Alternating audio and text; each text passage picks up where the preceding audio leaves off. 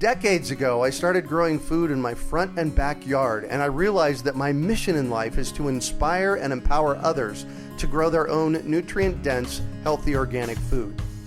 Because of this, a lot of people have come to me with their gardening questions over the years, and that got me thinking, what if we put together a community that would help budding gardeners blossom? So I finally made the idea a reality with my Urban Farm U member program. Each month, your membership includes 3 live online events, a monthly class, a chit-chat with an expert, and a monthly coaching session, plus access to the experts on our member page and a significant discount on our signature courses. I'm deeply committed to transforming our global food system, and I do this by empowering you to grow your own food. The Urban Farm membership program is a simple way to get going. Please join me in transforming your food system today. To learn more, go to urbanfarmmembership.org or text membership to 33444. That's urbanfarmmembership.org or text membership to 33444. You're listening to the Urban Farm Podcast, your partner in the Grow Your Own Food revolution. Whether you've just been introduced to urban farming or you're a lifelong advocate, we're sure you'll leave feeling more informed, equipped, and empowered to dig deeper into the soil of your local food economy. With you every step of the way, here's your host, Greg Peterson.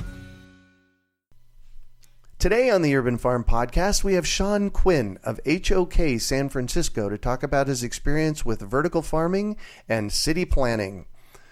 Sean leads the sustainable design practice of HOK San Francisco, a global design, architecture, engineering, and planning firm. He's responsible for coordinating services across the firm's Pacific region. His approach to sustainable design is grounded in climatically tailored solutions that respond to the economic, environmental, and cultural context of cities. Sean complements his design practice with research in green building technologies, including, among other things, urban and vertical agriculture. Sean is a lecturer at Danube University Krems, Austria, was an assistant professor at the University of Hong Kong, and is a frequent lecturer at international universities and conferences. For the past several years, Sean has led research in urban and vertical farming and developed a prominent exhibition on urban ecology and biomimicry at the Hong Kong-Shezhen Biennale of Agriculture and Urbanism. His research has been presented to key stakeholders at the United Nations, as well as for multiple international governments, diplomatic, private, and non-profit organizations. Sean believes that urban agriculture can provide a multifaceted solution to the health and resilience of cities while catalyzing community and economic growth. Welcome to the show today, Sean. It's great to be here, Greg. Yeah. I'm happy to join the Urban Farm Podcast. Thank you. So I shared a bit about you. Can you fill in the blanks for us and share more about the path you took to get where you're at now? Yeah, sure thing. So my background is actually architecture. I have about 13 years of professional experience working across North America, Europe, Middle East, Asia, and I've wrapped my way back around to San Francisco. So I've done a little bit of a world-round trip over the course of the past several years.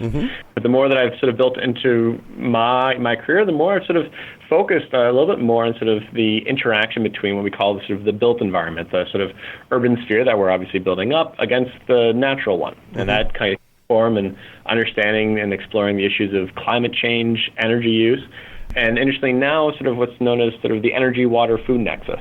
In order to generate any of the resources that we all need to do both the industrious and just survivalistic things, it takes a lot of resources. And to be honest, food and farming is becoming increasingly important of an issue. No kidding. So you mentioned an interesting term, energy, water, food nexus. Can you say more about that? Yeah, sure thing. So in order to generate, a single watt of energy, it actually takes about a gallon of water. Oh, interesting. And so anytime, whether it's, burning coal and essentially you need to use water to sort of cool the engines in there. If you're generating, solar thermal energy, there's a lot of water that's sort of being evaporated off. You look at really large scale solar systems, it's concentrating and uses steam. So anytime, whether through fossil fuel or renewable energy, we're generating power, we're actually using up a lot of water. And that obviously has a reciprocal impact, that it's water being taken away from our food. Something else, yeah. And so all of these things that we do to sort of live in the modern lifestyle that we have takes away from those three parts. And we need to find a better way in order to actually balance them. And that's a possible thing to do, to actually take some of that water and refeed it into the ground, take some of the energy that we're using in our buildings and use that essentially and recapture that. Store that back into heating water that's been going back out into systems that could be recycled and reused into food. So when you finish drinking water out of the tap, what's to stop it from going to a garden outside of your house? Yeah. Here in Arizona, we call that gray water use. So exactly. So you work for one of the bigger architectural firms in the country, dare I say the world? Yeah, HOK is sort of one of the 10 largest design firms in the world, and we're the largest architectural engineering firm in the U.S. Interesting. So why are you interested in urban agriculture? So this actually started about, I'd say, 3 to 4 years ago. I moved from Washington, D.C. to Hong Kong and joined an international practice based there, and was also teaching at the University of Hong Kong. I was invited very early on to participate in sort of a public exhibition on urbanism and architecture called the Kong-Shezhen Bi-City Biennale. And everyone that's entering into that is trying to take a look at what's the future of cities look like. And some people are doing it from an aspect of sort of industrialism or social engagement. We started looking at it just in terms of ecological footprint. And as I was brand new to Hong Kong, it made a lot of great sense to try and understand the history of Hong Kong's development. It's the tallest, densest city in the world. And you kind of just assume energy is going to come up as the number one, source of ecological consumption. Right. And I was pretty shocked to find it was number 2. Food consumption was the number one source of carbon emissions and overall ecological use in Hong Kong. And so you kind of look at a city like that, and you have to then, ask a very, in-depth question of, exactly why. And it's the essence that Hong Kong, going back to the 19th century, was rice paddies, 80% agricultural land, a mix of rice and a little bit of opium. If you go deep into the history of Hong Kong, you understand some of the opium trade and wars that happened there as a result of it. But as sort of post-World War II, when the sort of more Chinese immigrants, because they're coming into Hong Kong, they started to actually cultivate the land further, to the point at which in the 1960s, Hong Kong was generating between 2/3 and 3/4 of its own food, which is pretty solid for any kind of large-scale international city. Right. But it became a big international trade and banking city, and urban expansion started happening really quickly there. That over the course of literally only 50 years, they've gone from being, let's say 75% self-sufficient to only 2%. Oh my gosh. Meaning that they only generate enough food for about 1 week a year. Also means that if there were to be a natural disaster, and Hong Kong gets hit by typhoons a lot, if you weren't able to bring flights in, if there was any damage to some of southern China as well, and caused issues with that, we'd only have food for about 72 hours before we started going into the non-perishables. So you start understanding and thinking about the essence of sort of food resiliency, and so you have to ask, why? Where is all the food coming from? Why is it coming from so far? And Hong Kong imports, from about 65 countries on a daily basis. Oh my gosh. It wastes about 3,500 tons of food, which is the equivalent of 8 million people going out and buying a double quarter pounder with cheese meal and throwing it in the trash. Yeah. So we're bringing in a lot of food. It's going through, these rapid flash freeze cycles. There's obviously the tremendous amount of resources, whether it's coming from New Zealand or France or the U.S., the emissions to bring it on a flight, to bring it into Hong Kong, it goes into another fridge, it goes to a distribution center, and then eventually ends up on someone's table. If you open up a package of spinach and you don't finish it, it's, done the next day. Right. And there's about 700 hectares of farmland left in Hong Kong, and there's some really good food being grown on it. But going back 5 years or so, it wasn't really trusted, and it wasn't really being cultivated very much. It's sort of being looked at as a sunset industry. But with this need and real issue of rapid urban expansion, you start understanding a little bit more about how do we begin to protect those 700 hectares of farmland. How do we try and sort of instill that within some of our urban areas? And you start digging deeper and deeper. There's all of a sudden you realize there's this great social movement of people that are growing urban farms throughout the city. There are over, I think, 25 urban farms right now, private urban farms on the rooftops of Hong Kong. The tallest farm in the world is on top of the Bank of America Tower, so about 50 stories up, so probably around 600 feet up in the air is a farm that's growing mint, basil, pak choy, as well as large yams. Wow. So you start having kind of question, what could we do with this? And that was sort of what started striking my sort of interest in how does that begin to relate to architecture. Yeah. Wow. So I want to dig a little deeper here, and I want to know why HOK is interested in urban agriculture. Sure. So on an annual basis, HOK does a lot of both land use planning, new building architecture. In total, our master planning group sort of plans out about the size of the state of Connecticut on an annual basis. Wow. So if you can imagine that being replicated every single year across the world, and we're one big firm, there are other firms doing that. The amount of impact that we have on the natural environment is pretty huge. And so it's one part of responsibility. How can we better sort of understand some of the ecological resources that are out there and try and actually protect them? Yeah. But then it also feeds into resiliency. There's a lot of ecological resources that are out there that we typically kind of, clear sweep and then engineer. Most of the time, if we actually work with a lot of the ecological systems that are already in place, we don't need to do that. And so our planning group really tries to focus on how best to maintain a lot of those corridors. And then for our buildings, we're really trying to focus on a lot of the things that make our cities and places where we live and work a lot more healthy. So what does it mean to actually be able to have, food grown in or around your office building? So what kind of communal engagement does that begin to spark?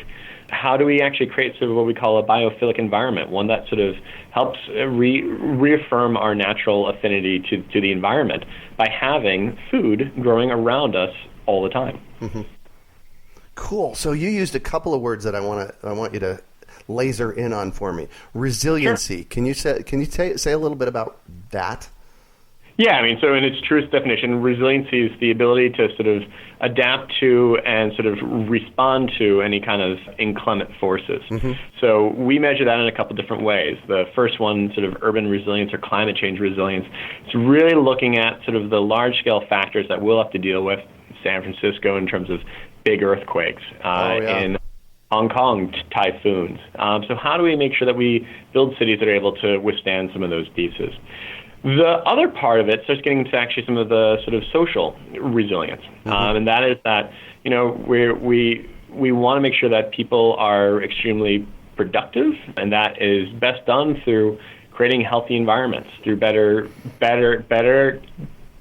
community engagement, social equity, and that creates sort of a more of a interpersonal bond, and that resilience is extremely important to the growth of cities as a cultural place. Beautiful. So you're, as a company and personally, you're working in the vertical farming arena. Well, we're both urban agriculture and vertical farming, but the vertical farming is what I'm really sort of keen to dive deeper into. Great. Yeah. Tell us about that and how it relates to the future growth of cities. Sure thing. So vertical farming is really relevant because if you were to look at all of the rooftops in any city, even if you were to cover all of them with urban farms, you probably only generate between 10 to 15% of the food that's needed for that city. And so what vertical farming does is it sort of gives us a better floor to growth ratio. We can use aeroponic, hydroponic, or aquaponic systems, stack them on top of each other, repurpose parking garages, old existing buildings, and so basically densify the amount of sort of agricultural growth that can actually happen in a per single acre. And that ratio becomes something along the lines of 8 to 10. Wow, 8 to 10 times. Yeah. So basically you're 3Ding food growth. That's exactly right. So what is the role of design in advocating for and designing of urban agriculture in cities? Yeah, sure thing. So I think, on the very obvious surface level, we've got great landscape architects who understand the kind of plant species flora that grow in any region, utilizing that to best grow both food and sort of large oxidizing plants in the sort of exterior environment is really great. But what we're trying to understand now is actually how does that not only go in the exterior environment, but how does it come actually into the building? And so both from the industrial design of those systems, how would that actually sit into a building so that it's fully functional, it's free of pests, it's able to grow in a really quick and sort of easily maintainable way. Yeah. But then it also provides some form of interaction, right? There's a real neat opportunity that we can become, in many ways, going back to sort of a much more vernacular state of really understanding when and where our food is coming from. Why is that important? Well, I think it's important for a couple of different reasons. Number one, the more that we're aware of how much resources go into something, the more that we're likely to be engaged in it. The secondary piece is that there's sort of a natural proclivity that we have to nature, and when we work in these really large sort of closed-off office buildings without views or access to the outside, there's sort of a natural tendency to get what we call a sick building syndrome, or people to become depressed. So having that sort of closeness to it obviously sort of engages and enlivens a person. But then the third part that I'm really sort of interested in is sort of the social experiment side of it. What happens if you bring food into the office place? Are people going to want to take care of that? Are people going to be more likely to then sort of sit down at the pantry at lunchtime, pick some of the tomatoes that are growing in their localized farm, salads together? How does it really try and cultivate that sense of community that we often can lose in cities? What do some of your projects look like? If I was going to stand out in front of one of your projects, what would I see? So one of the best examples we have is Eskenazi Hospital, which is, right, obviously from definition, a healthcare facility. It's both in-bed and out-bed, which means that people both come there for a single appointment, or they might be there for a surgery and be there for several days. When you're recovering, you walk out onto the rooftop, and there is basically, I think, 2 to 3 acres of farmland that you can sort of walk through on the rooftop of this building.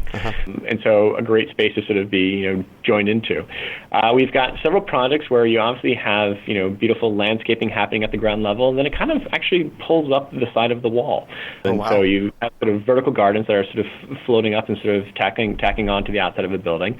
And then it actually moves onto the top of the building. We have a few projects in design right now where we're actually trying to sort of see if by building a structure, we're actually increasing the amount of green space.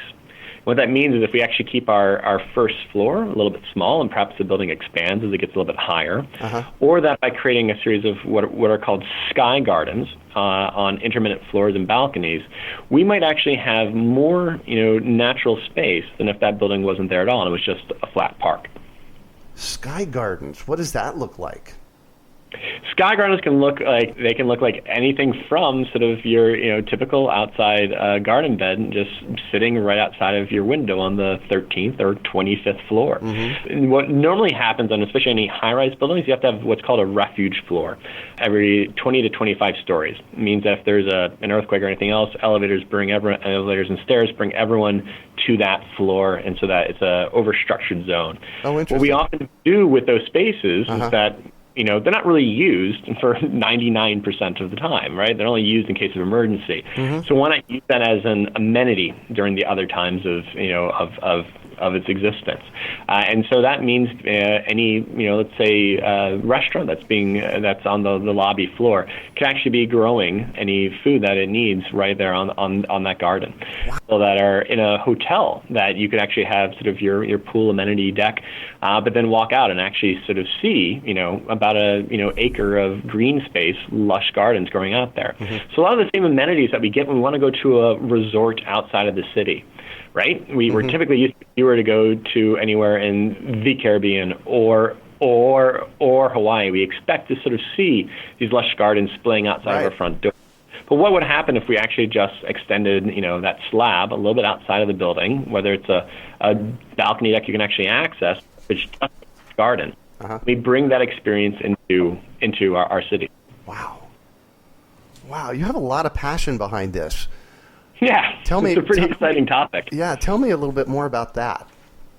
My passion for this? Yeah.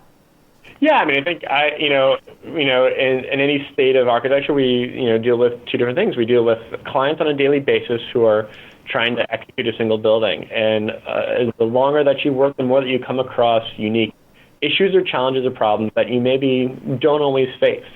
And so I have the sort of unique fortune in my role that we do a good research. We sort of, kind of pull through, and such as a big architecture firm, there are a lot of challenges that we don't always solve on a regular project.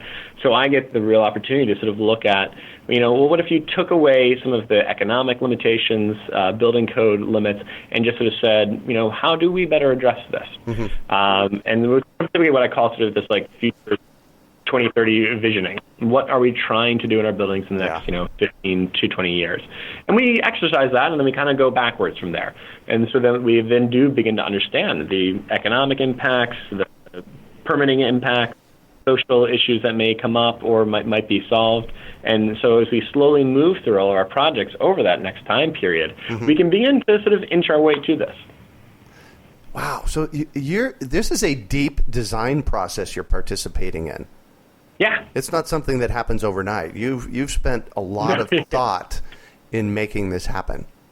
Well, there's been a lot of research into the growth of cities to understand why this is such an issue. There's obviously a lot of risk, especially as cities continue to expand, that we lose a lot of the precious agricultural land. Oh, yeah. Some of that may be inevitable, and my key goal and vision is that if there's something has to be taken out, it needs to be relocated somewhere else just as good. Right. So if in order to build out a new airport train expansion and we need to cut through 2 acres of farmland, well, I want to see that farmland being replicated somewhere along that train corridor, because there are going to be new buildings going up. Right. How does that help conserve the economic status of those farmers? And so there's a lot of different issues that we have to tackle with this. It's not a simple, clear idea of just, this is going to look cool. It's really a multifaceted issue. But it comes up with multifaceted solutions as well. Oh, yeah. So have you seen the work of Paolo Solari? Yeah, of course. Yeah. I was down in at Arco Santi actually earlier this year for the first time. No, very good, because he talks a lot about building out cities along rail lines, and then the farther away you get from the rail line, that becomes the agricultural land. Right. That is sort of the traditional way of looking at city growth. Yeah. But I don't think anyone from the 1950s and 60s, when Paolo Solari was really focused on his work, could imagine the growth of cities as we see it now in 2015. Yeah. Right now we're seeing there are going to be 150 new cities emerging from villages throughout Asia. And so the growth of urbanization right now is higher than it's ever been in human history. Yeah. And so we don't, and as well as we're also keenly aware of the amount of resources mm-hmm. that it takes to move from farmland in the Midwest out to our coast. And then obviously as well, as people become more interested in different types of food and their culinary appetites expand, how much that food then comes from even further away via flights. Yeah. All of that resource use isn't sustainable long term. Right. And we also view farming as something that obviously in certain regions of the world, America actually being a great one, it's actually a very booming industry, but there's obviously a lot of farms that really struggle with being close to cities and being pushed out. So trying to look at how we can sort of bridge that gap, I think, is an important one, both from a resource standpoint, a social standpoint, and then sort of, uniquely as an experiential standpoint. Yeah. So talking about bridging the gap, you're in California and really working on now the urban agriculture movement in California. What relevance does it have, all this work that you've done in California? Yeah, well, so I'm, been about 6 months into California, so we're sort of gearing up for this work now. In Hong Kong, I was really focused on the lack of access to land. In California, it's becoming the lack of access to water. Of course. California, quite frankly, has been the breadbasket for the U.S. for a lot longer than it can possibly stand to be. Yeah. But it has a rich, history of it. There's a phenomenal sort of closeness to the land that I find, at least the people in San Francisco, really still have. Oh, yes. and people are really attached to and keenly aware of their diets, where food goes.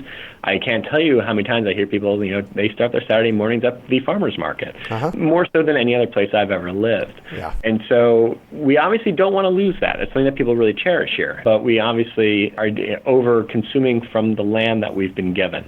So I think that urban agriculture here is going to play a little bit of a different role.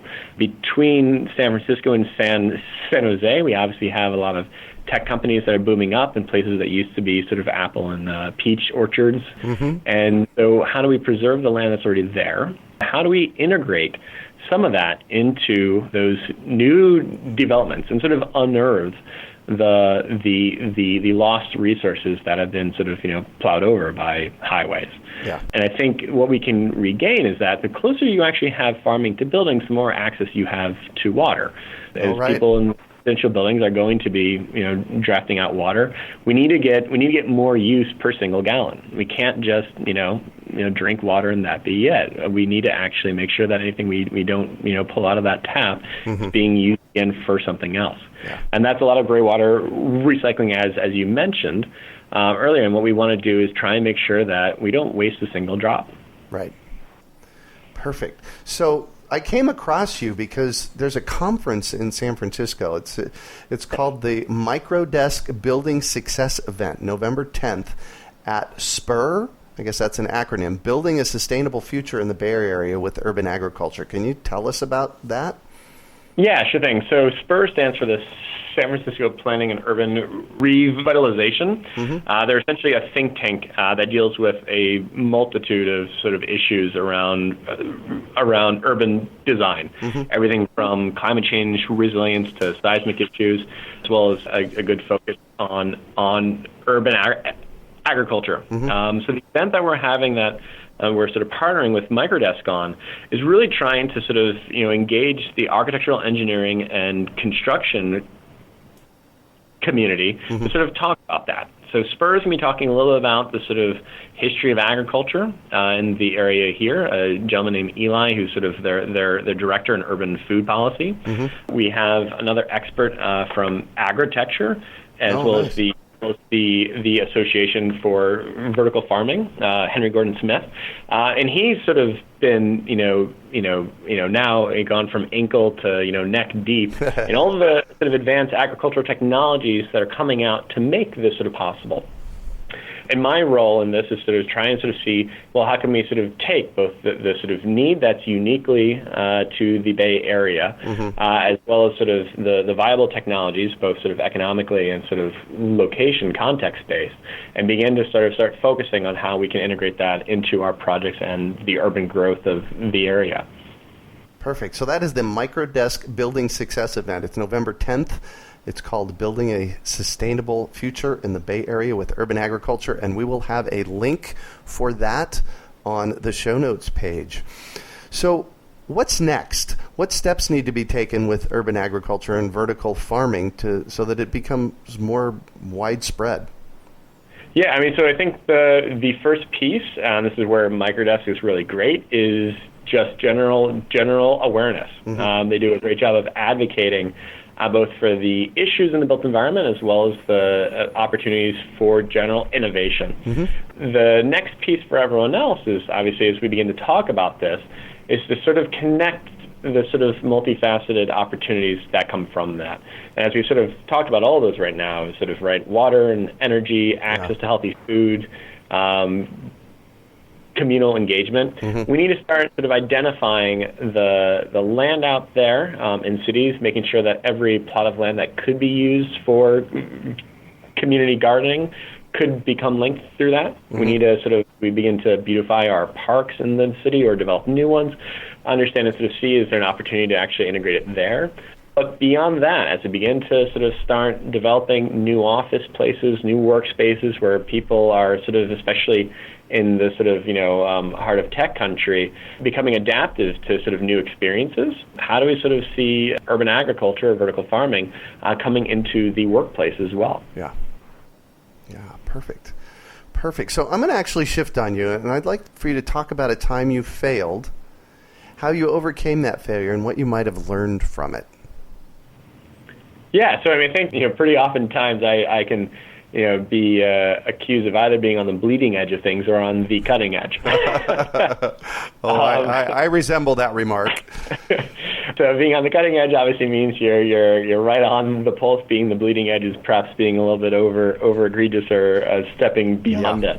And so very oftentimes, I think when these ideas first come up, you kind of tend to maybe ignore some of the practical pieces that need to go into it. And I've definitely been at fault of doing that, just being really passionate about sort of how do you just drive it forward. And, as a result, you don't necessarily end up with the sort of practical pieces that need to be implemented to engage that. Yeah. And so how do I overcome it? It's just simple learning, that, every time we put out one of these ideas, whether it, succeeds or fails in that single instance, it's, what piece of the puzzle did you sort of pull out of that? What, part of the argument, was successful, and, where did it fall short? Mm-hmm. If economics was the major issue, then we got to make sure that with the next client that we, to keep talking with them about it, that we really address that. If it's the essence of, complications and maintenance, how do we begin to adapt that? Mm-hmm. And so in the case of, urban agriculture and vertical farming now, we've kind of gone through a lot of that. The return on investment now for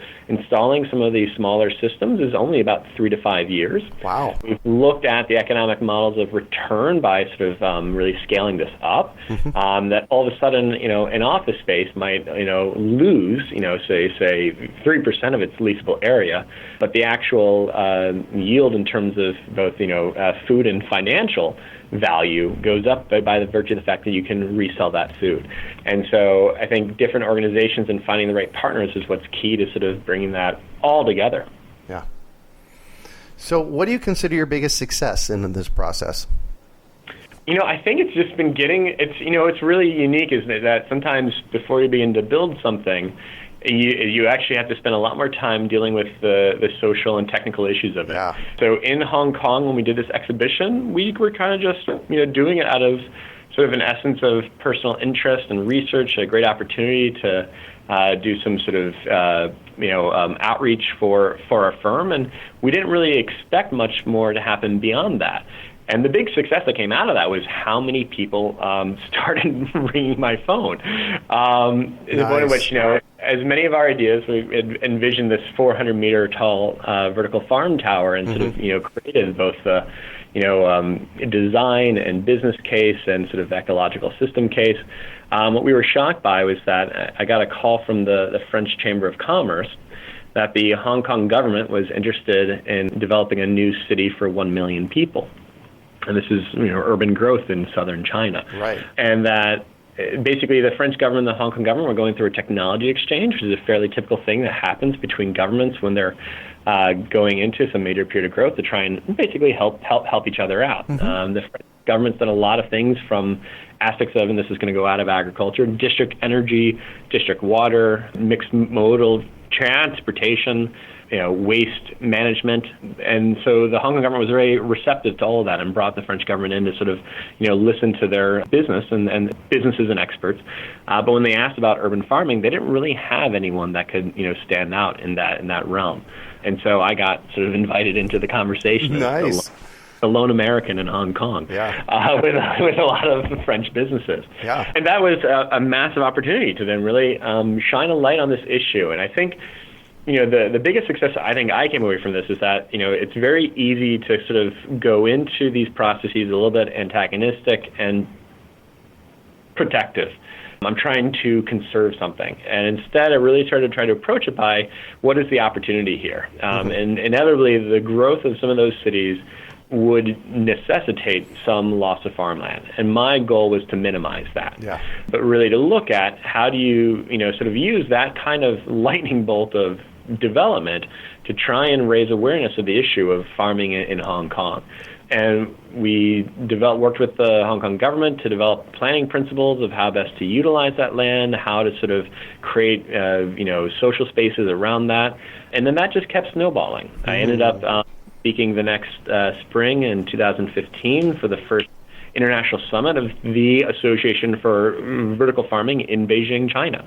Right? China's got 1.6 billion mouths to feed, and that's not an easy thing to do. And you've been cultivating rice for millennia. It's not the best thing for soils, and they've been growing their cities much faster. And so Beijing was fantastically interested in all of the ideas that these international experts were bringing in on vertical farming.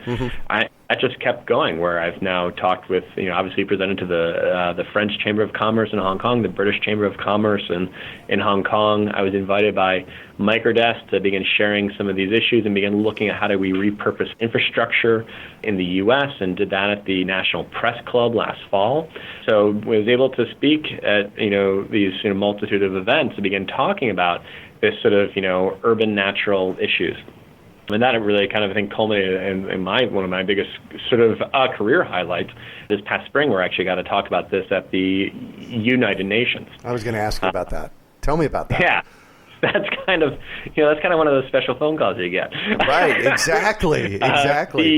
The UN has, the end of 2015, had ratified, I want to say 17 new principles for sustainable development that they saw as sort of impacting, both developed and developing nations. And, the next piece of that is, how do you really put that in action? So they invited experts as they saw it from throughout industry. And that was everything from design to media, healthcare, the Internet of Things, commerce, to all come together and talk about how we can take some of those principles and those needs and start really, building businesses out of that. How do you make the business of doing something good really profitable? Wow. Congratulations. That's awesome. Thanks. Absolutely. So this great segue into our next question. What drives you? Why do you do what you do?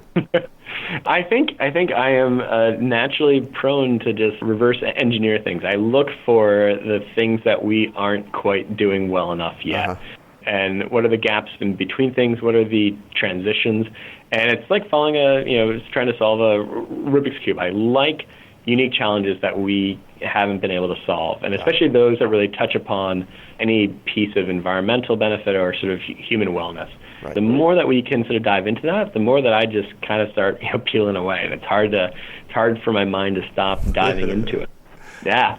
So it sounds like you're a bit of a what if kind of guy. Yeah, exactly. Yeah, I do that too. I love pondering that question. What if we could do this, or what if we could do that? So yay. Yeah. So I'm all about education, and I have to know, is there one book that has been influential for you in this process? Yeah, more recently, and this is one of those, I think, books I read before moving over to Hong Kong, was a book called Manhattan. It's a natural history of New York City, written by Eric Sanderson. He's got a great TED Talk. He's got a great TED Talk on it for those who don't have the time to read the whole book. But he's someone who basically does what's called geographic information services, travels the world and essentially looks at the resources and the sort of history of topography and urban development. His company's based in Manhattan, but he's doing this all over the rest of the world. And at one point, he decided to focus that lens back on New York City. And what you uncover by sort of digging deep back into history is that most of the resources that Manhattan needs, even as a city of 8 million people, it once had there. But through sort of ease of development and construction, right, we just sort of leveled it. New York used to be very hilly. It used to have aquifers right in the middle of it. And so there are a lot of resources that we don't pay attention to development of cities because we think of it as better, as you were saying earlier with Palo Solare. We say, well, that should be located elsewhere. Yeah. And to a certain extent, the more that we're now building and expanding new cities in places where only villages exist, we really need to take that into consideration. And at the same time, even within the cities that are already there, what's our opportunity to sort of unearth or sort of, revitalize some of those previous resources? Yeah. And I don't think I'd ever thought about it at that scale previously, right? You think about it as a little bit of a localized basis. When you actually kind of think about Manhattan as basically previously being really a farming, region. Oh, right. You don't even begin to think about the fact that the city that now populates, with 8 million people used to exclusively be farms and ports to bring in other food products. Wow. That's called Manhattan, A Natural History of New York City by Eric Sanderson. Yep. Fantastic. So what one final piece of advice do you have for our listeners? Get involved. There are so many different forms of community farms that are just around the corner from you. Mm-hmm. There are a lot of social groups that are engaged in trying to understand or just sort of, try and cultivate this sort of notion of urban farming. There's a lot of people that need access to these resources, whether it's homeless shelters or, food drives. Get involved. I mean, it pulls at sort of a different place than we maybe normally think about on a daily basis, and I think it brings up notions that are sort of embedded in our psyche through millennia of human development that, inherently we are sort of one big tribe. Yeah. And so the more that we can share that, the better off we all are. Nice. Well, thank you so much for joining us on the show and sharing your experience with us today, Sean. It has been a treat getting to chat with you. Greg, it's been a pleasure speaking with you as well. Thank you so much for having me. Absolutely. So the conference is the Microdesk Building Success event. You'll be speaking at it. It's November 10th. And like I said, we'll have a link on our site for that. And how can our listeners get a hold of you? You can always reach me via email at sean.quinn@hok.com. That's sean.quinn@hok.com. Our website also sort of highlights a lot of the work that we have going on throughout the region. I also chair our corporate social responsibility group, HOK Impact. And so if you have any interest in some projects out there, whether you're a client of need or if not, we have teams that are really engaged to be locally tuned. So whether that's building a small farm for a school or building a school from scratch, we're here to help serve. Far out. Thank you so much. Well, that's it for today. Thanks for joining us on the Urban Farm Podcast. We hope you enjoyed today's episode of the Urban Farm Podcast. Remember to listen 3 days a week for tips, advice, and resources to help you on your journey with urban farming. You can find us on the web at urbanfarm.org or send us an email to podcast@urbanfarm.org. In the words of Vincent van Gogh, great things are done by a series of small things brought together. Be encouraged that with each lesson learned and skill developed, you are one step closer in the direction of your dreams. Decades ago, I started growing food in my front and backyard, and I realized that my mission in life is to inspire and empower others to grow their own nutrient-dense, healthy organic food. Because of this, a lot of people have come to me with their gardening questions over the years, and that got me thinking, what if we put together a community that would help budding gardeners blossom? So I finally made the idea a reality with my Urban Farm U member program.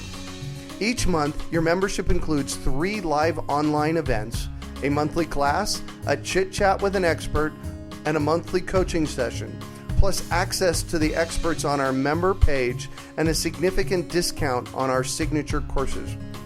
I'm deeply committed to transforming our global food system, and I do this by empowering you to grow your own food. The Urban Farm membership program is a simple way to get going. Please join me in transforming your food system today. To learn more, go to urbanfarmmembership.org or text membership to 33444. That's urbanfarmmembership.org or text membership to 33444.